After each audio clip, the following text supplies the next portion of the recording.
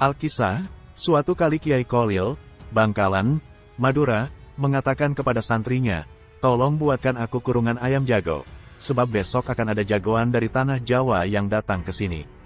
Kemudian esoknya, datanglah seorang pemuda bernama Muhammadun, nama almarhum Mbah Masoem di kala muda, dari tanah Jawa. Pemuda itu pun diminta masuk ke dalam kurungan ayam jago tersebut.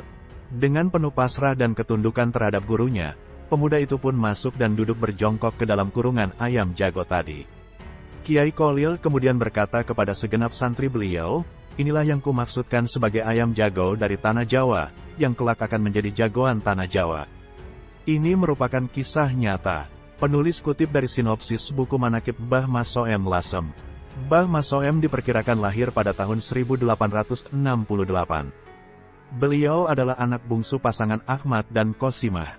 Oleh orang tuanya, ia kemudian diserahkan kepada Kiai Nawawi, Jepara, untuk mempelajari ilmu agama, karena sejak kecil dia telah ditinggal wafat oleh ibunya. Dari Kiai Nawawi dia mendapat pelajaran dasar ilmu alat, Nahwu, yang diambil dari kitab Jurumiyah dan Imriti. Pada saat berada di Semarang, Mbah Masoem tertidur dan bermimpi bertemu Nabi Muhammad SAW. Ketika di Bojonegoro, dia tidak hanya bermimpi, melainkan, antara tertidur dan terjaga, dia bertemu dengan Nabi, yang memberikan ungkapan La Khaira Ilya fi Nasir al-Ilmi, artinya, tidak ada kebaikan, yang lebih utama, daripada menyebarkan ilmu. Begitu pula ketika berada di rumahnya sendiri, dia bermimpi kembali.